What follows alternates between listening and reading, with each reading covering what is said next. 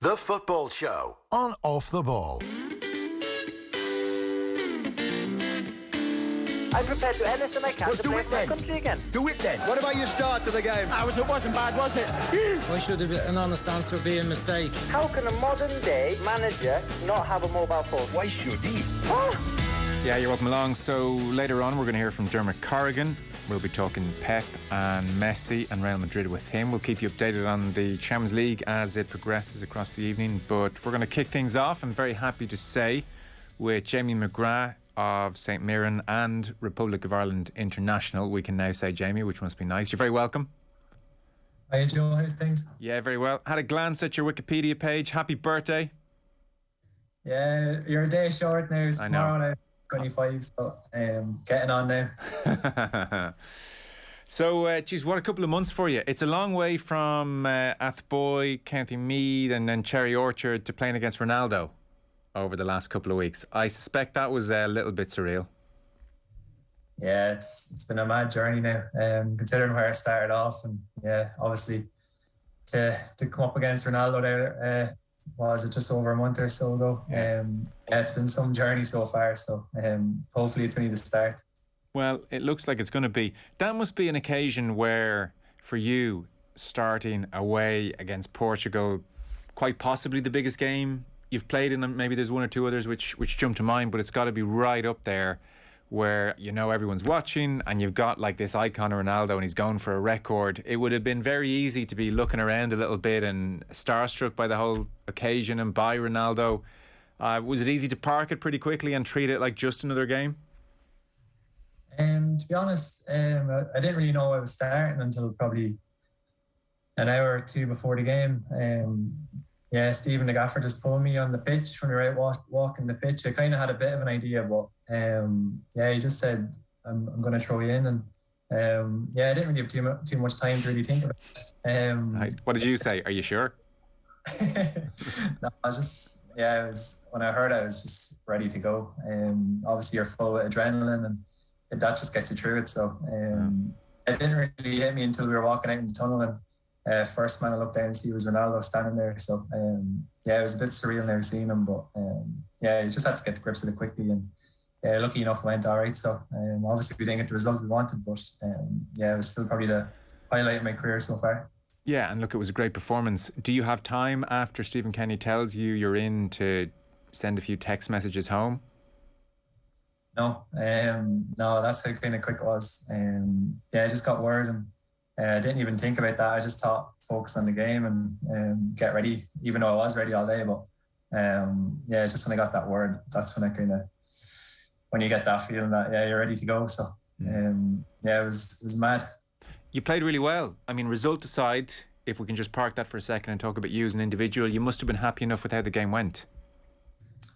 Yeah, it was always going to be tough. The boys were in my ear beforehand. They knew it was my first start. So yeah, they were great for me. They were just saying, Jay, you'll have more time than you think. Like, it's going to be easier than you think. You're well able and stuff like that. They were filling me full of confidence before I went out. So yeah, once you get the first touch of the ball as well, it's all the kind of nerves go. So yeah, just pity about the result. But yeah, personally, I was happy with how I done. But yeah, I would have rather get a point, if not three. I guess that advice is nicer than saying, like, don't screw this up tonight, McGrath. Nah, the boys, the more senior boys put their arm around me and made sure that I was ready for it. And yeah, even boys like Jeff behind me, talking me through the full game, make sure you're tucking right, tucking left. Seamus behind me as well. So you can't really ask for two boys much more experience behind you. So yeah, it was some night. Yeah, I guess those two behind you does help you keep in shape and feel like you're in the right spots at times. And how did it compare, for instance, to playing in Scotland? Did you have more time in the ball? Were there differences in the nature of the game across the 90 minutes to what you're maybe used to at this stage with St Mirren?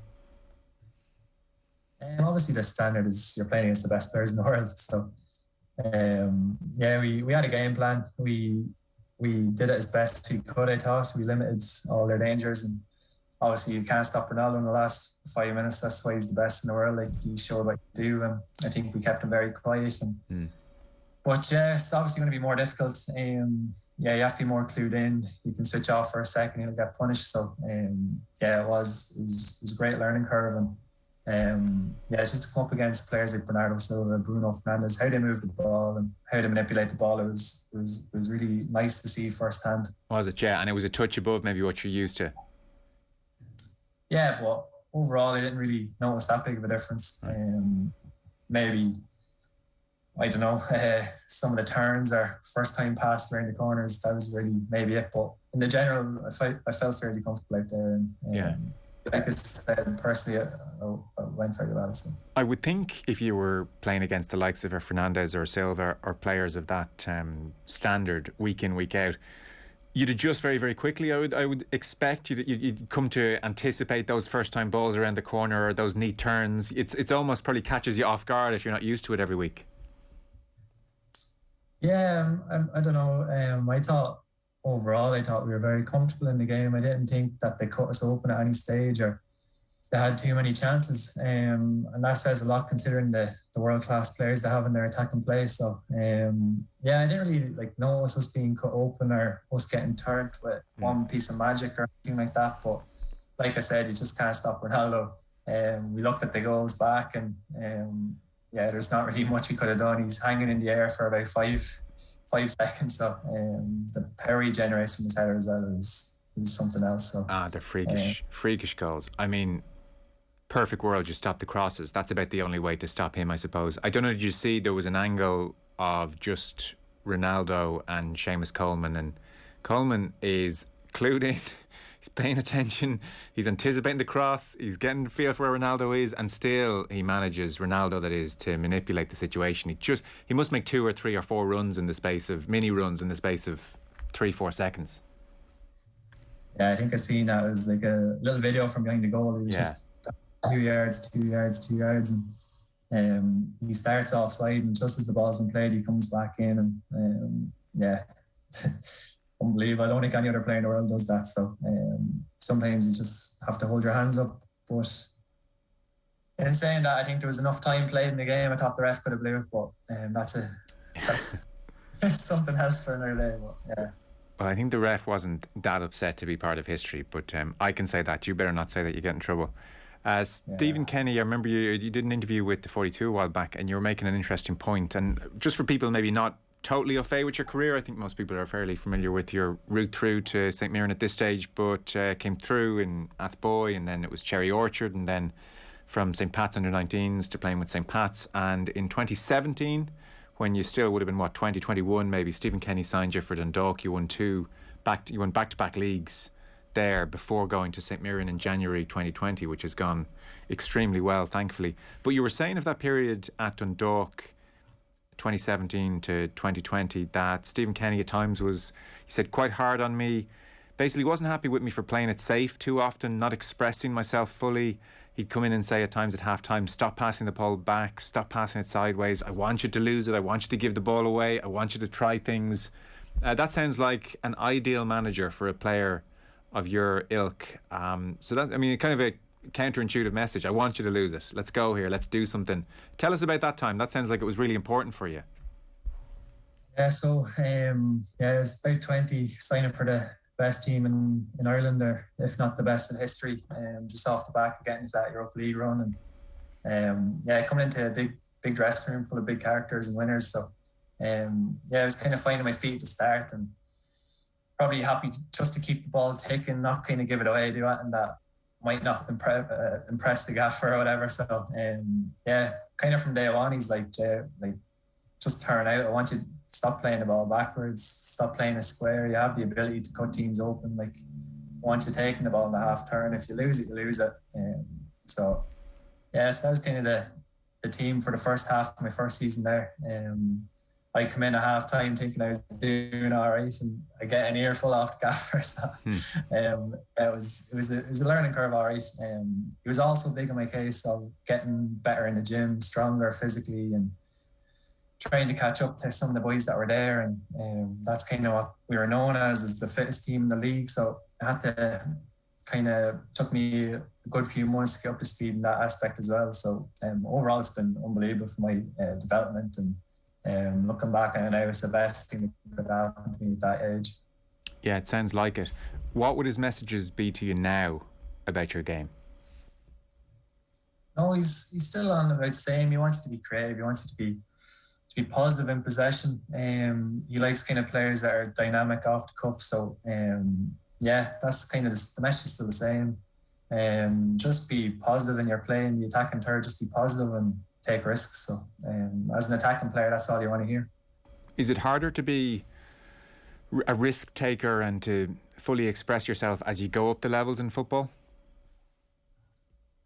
I think the biggest thing is to have the courage to try and do it. And that's the same at all levels. If you don't have the courage to maybe try a risky pass, you're never going to pull it off. So I think that's the main thing he's looking for, is just not to have whatever about your ability, just have the courage to play it, or if you see it, try and do it. So then it's up to the player's ability or whatever. So I think the first step is having the courage to actually do it. And you're still very early in your Ireland career. Have you felt like you've been able to do that in the couple of games you've played so far? So like Portugal and then Serbia in front of a home crowd. You'd be forgiven, I guess, in the Serbia game for playing a few safe passes here or there, I think. How have you found that, you used the word courage. Have you found that early on? Do you feel in your Ireland career to play those passes? Yeah, I think our game is kind of based off courage. You want us playing out from the back. We're playing against some of the best players in the world, and the way in international football they set up high presses, and you have to have the courage to back yourself and play out from the back. And I think we've shown that over the last camp anyway, that I've been in. I thought we've been very brave in how we played out. Even against Portugal, I thought we played out some brilliantly, played some brilliant passages, and it led to some good chances the other end. So yeah, I think we've done that, and it's about dropping into spaces where maybe there might be a man up here, but you still have to come in and receive it and link it in. So yeah, I think we have shown that so far. You made your debut, I think, you came into the camp, that summer camp, the Andorra match and the Hungary match, so you made your debut off the bench in the 82nd minute against Andorra.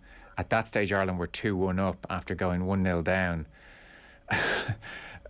I mean, that must have been a strange first, whatever it was, hour until the first Ireland goal. I mean, nobody wants to be part of the game where you lose to Andorra. Can you remember the mood on the bench that afternoon as you're getting ready, hopefully, to come on from your point of view?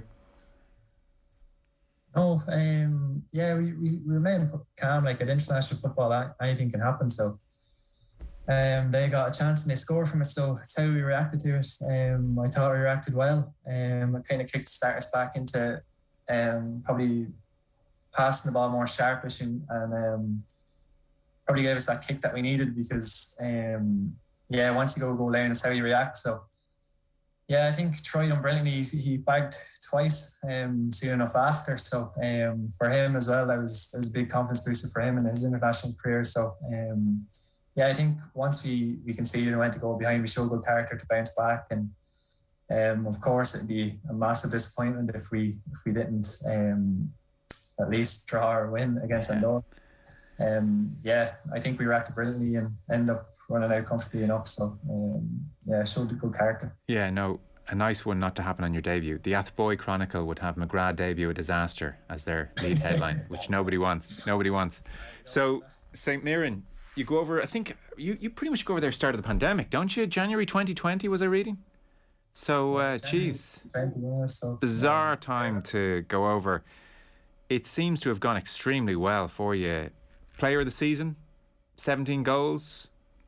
You have just settled in, looking in from the outside beautifully. Are you surprised at how well it's gone? Has it been more difficult than it looks from the outside? Give us your sense of your St Mirren career thus far. Yeah, I don't think I imagine it going any better, really. Like, the gaffer sold me the club, being like, you come here, you'll do well. And you mentioned international caps, but at the time I was thinking that's a long, long way away. I'm just coming over, and I wanted to try something new, and I felt like this was probably the best place for me at the time, considering what was on the table. So yeah, I moved over in January and kind of had a few months just getting used to it, and then the season ended. So it wasn't the ideal start over here, but yeah, I worked tiresome over a few months in lockdown and came back as fit as I could. And yeah, kind of from then on, I hit the ground running and had a great season last year. Obviously scored a lot of goals, a lot from the spot as well. But how many were from the spot? Was it 10 from the spot? About 20 or something. But I think 10 from the spot, so including one miss. But yeah, 10 from the spot, 7 from open play. So I grabbed your hand off at that start of the season. So oh yeah. So yeah, couldn't really went any better. As a team, we nearly made history on a few occasions. We missed out on 2 cup finals, betting 2 semis, and goal difference away from top 6 finish, which would have been brilliant for. What about life off the pitch and lockdown's difficult? Are you on your own totally over there, or what was that all like, and what's it like now even? Yeah, so I went over and obviously you have to start finding place to live, stuff like that. So I would have known that Sean McLaughlin was here before, so I was on to him and he recommended a lovely area. So I'm only 10 minutes from Glasgow city centre and 10 minutes from the airport, 10 minutes from the training ground. So pretty prime location. A good few of the boys live around here as well. So yeah, I suppose over last year was one of the benefits of COVID was that my girlfriend could come over and live over here and work from home. So she was working from my apartment, which was a big help. And yeah, she was decent in the kitchen as well. So yeah, we kind of split it in that aspect as well. So yeah, it was a really enjoyable year. And yeah, looking back, it was definitely one of the best seasons I've had. Yeah, amazing. I'm glad you said at the end that you rescued that by saying we split it in the kitchen department, because I thought you were leading up to so she did all the cooking. I know, I had to be careful there. So I had to be fair. Yeah, we did actually split it most of the time. Yeah, you know, you do a mean beans on toast, I'm told.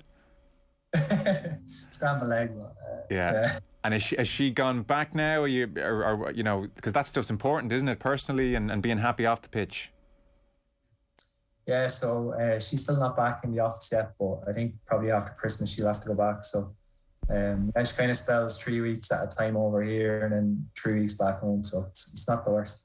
And do you find it okay being away from home, or have you been homesick with family? And I mean, obviously during lockdown you can't travel at all, so I'd say it feels like huge distance away. Not so bad now, maybe, with the airport nearby.